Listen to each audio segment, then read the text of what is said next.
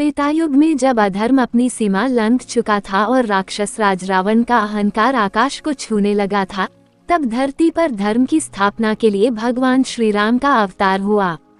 अयोध्या के राजकुमार राम मर्यादा, सत्य और कर्तव्य के प्रतीक थे। वनवास के दौरान उनके साथ माता सीता और भ्राता लक्ष्मण थे। वन की शांति के बीच एक दिन रावण की बहन शूर्पणखा की दुष्ट दृष्टि राम और लक्ष्मण पर पड़ी। उसके अपमान से क्रोधित होकर उसने रावण को भड़काया और यहीं से प्रारंभ हुई उस महायुद्ध की भूमिका जिसने इतिहास की धारा बदल दी। रावण, जो विद्वान होने के बावजूद अपने अहंकार का दास बन चुका था, छल का सहारा लेकर माता सीता का हरण कर ले गया। राम का हृदय विरह और क्रोध से भर उठा, परंतु उनका धैर्य अडिग रहा। सीता की खोज में राम और लक्ष्मण ने अनेक कठिनाइयां झेली। इसी यात्रा में उनकी भेंट हुई हनुमान से अद्भुत शक्ति, अटूट भक्ति और निष्ठा के प्रतीक। हनुमान के माध्यम से राम को सुग्रीव और वानर सेना का साथ मिला। ये केवल एक गठबंधन नहीं था, बल्कि धर्म के पक्ष में प्रकृति और प्राणियों का संगम था। हनुमान समुद्र लांघकर लंका पहुँचे, जहाँ उन्होंने अशोक वाटिका में सीता माता का पता लगाया। लंका की स्वर्णिम भव्यता के बीच सीता का धैर्य और राम के प्रति विश्वास अडिग था।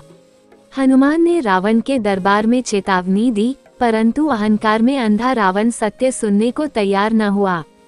परिणाम स्वरूप लंका दहन हुआ, एक प्रतीक कि अधर्म का वैभव क्षणिक होता है।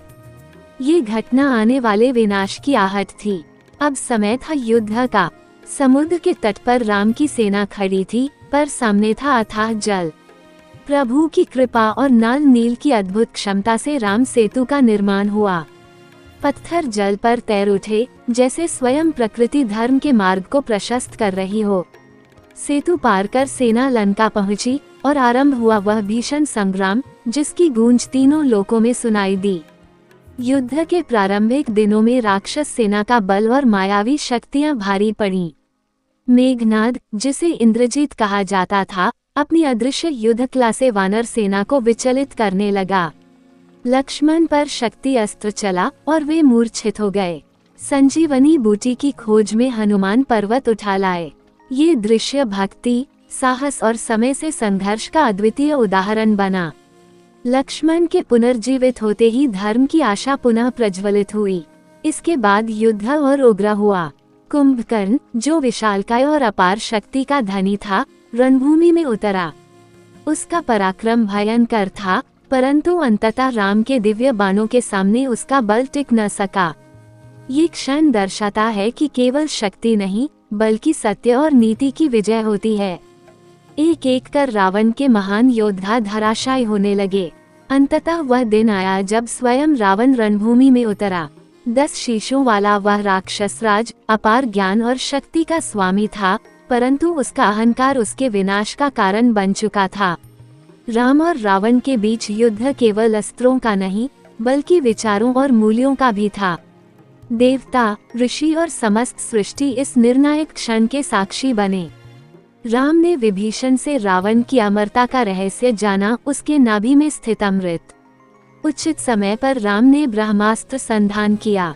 दिव्य प्रकाश से आकाश आलोकित हुआ और बाण रावण के हृदय को भेद गया। रावण धराशायी हुआ। उस क्षण के साथ अधर्म का अंत और धर्म की विजय की घोषणा हुई। लंका का वैभव मौन हो गया और इतिहास में अंकित हो गई सत्य की महागाथा।